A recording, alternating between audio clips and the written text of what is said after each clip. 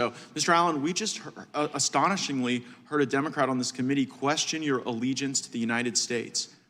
How many tours in Iraq did you do? I did 2 tours in Iraq, sir. And for how many decades have you held a security clearance? For 2 decades, sir. Ever been called into question before? No, sir. And you also received the Employee of the Year Award for the Charlotte Field Office, is that right?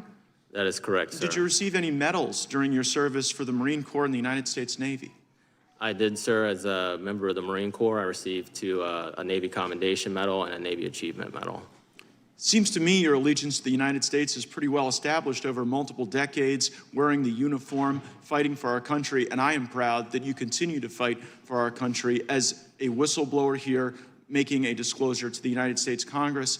And Mr. Allen, is it your belief that you were retaliated against because you shared an email that questioned the truthfulness of FBI Director Christopher Wray?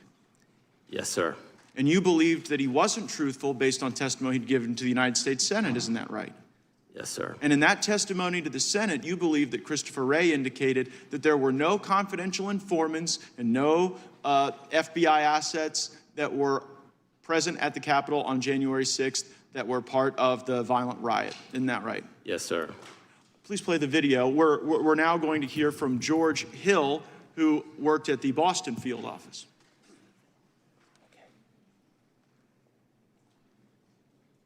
The SSA in Boston said they were going to a political rally, which is First Amendment protected activity. No, we're not uploading. We're not starting cases on these people. To which they said, well, we're going to call your SAC. And the SSA said, go right ahead. Because when you're pushing back, you want to make sure that you have your 6 covered. So the SAC and the ASAC were intimately aware of these kinds of exchanges that were going on. And again, to his credit, Joe Bonavolonta said, no, we're not opening up cases on people who went to a rally. And I forgot a key part.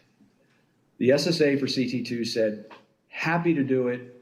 Show us where they were inside the Capitol and we'll look into it.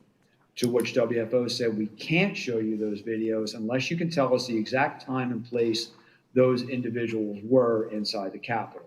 To which the SSA responded back, and I was privy to these conversations firsthand. Why can't you show us?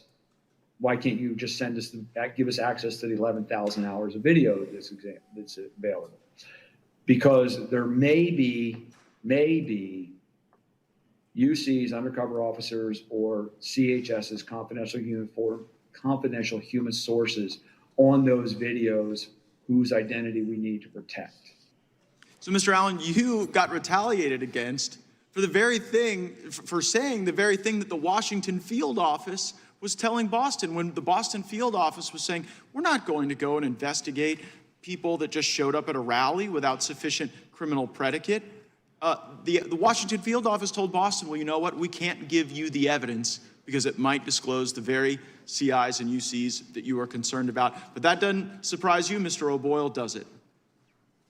No, sir. And the reason it doesn't surprise you is that in a different part of the country, you saw that same pressure from the Washington field office. And did they ever try to get you to do something that was outside the normal order of law enforcement activity? Yes, sir.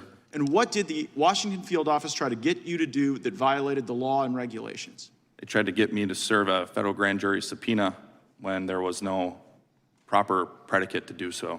And the reason there was no predicate was because it was based on an anonymous tip, right? That's correct.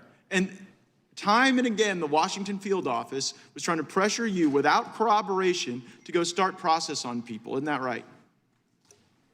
Yes, sir. And so while I agree that January 6th was a violent day, a bad day, a day that nobody wants to relive, violence on January 6th doesn't justify weaponizing the government against people who were innocent and did nothing wrong. Thank you for blowing the whistle on that. I yield back.